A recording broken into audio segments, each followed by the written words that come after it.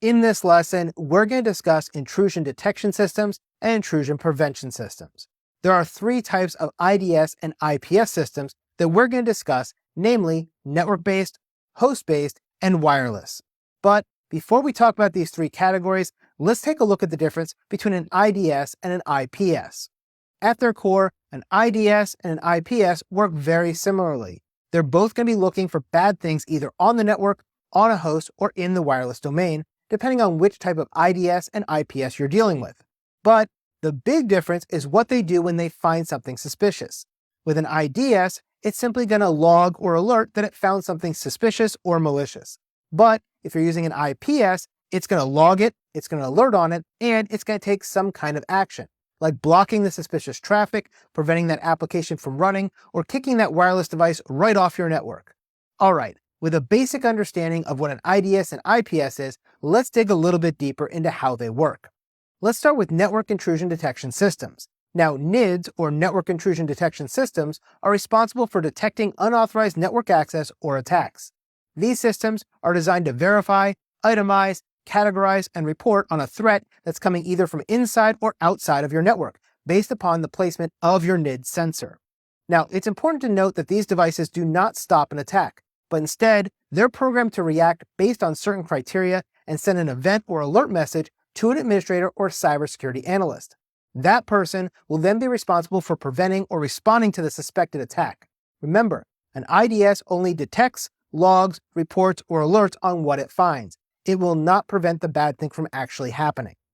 There are three types of intrusion detection systems: network-based, or NIDS, host-based, or HIDS, and wireless, or WIDS. The difference in these three systems is their installation placement and the type of things they're actually searching for. Network-based IDSs are usually standalone devices that monitor the traffic coming into or out of a network. Most commonly, these are configured as a network appliance that's installed on a span port or mirrored port from your backbone switch.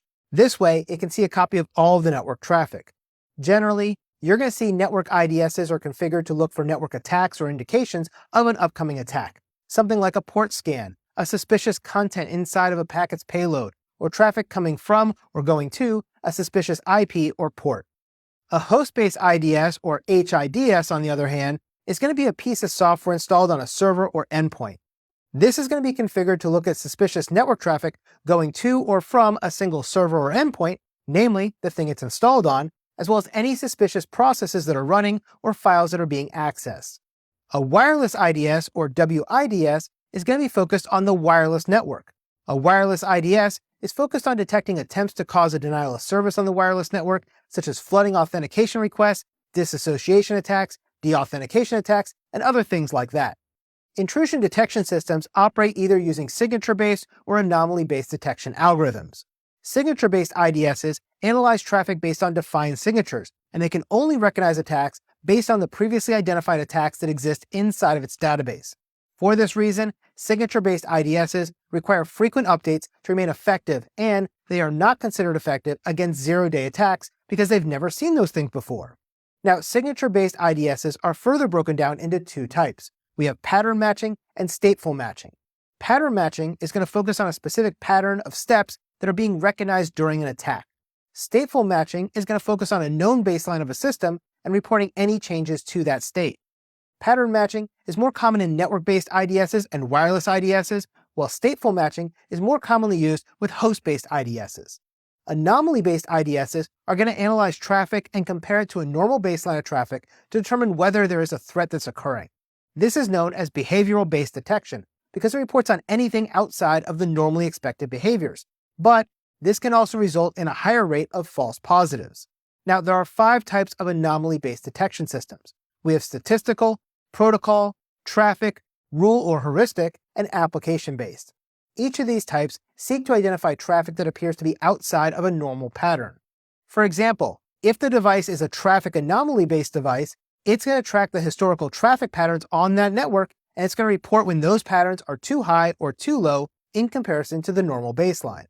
In addition to IDSs, we also have IPSs. These devices not only scan the traffic to look for malicious activity like an IDS does, but they also take actions to stop that bad activity. When you're using an IPS though, you have to be careful to keep false positives and false negatives down to a minimum. Otherwise, malicious traffic may not be blocked when it should be, or normal activity might get blocked when it shouldn't be.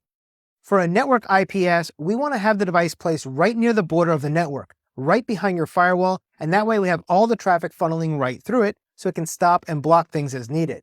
A NIDS, on the other hand, should be attached through a mirrored port off the backbone switch. This way, it can analyze all the traffic in a passive manner.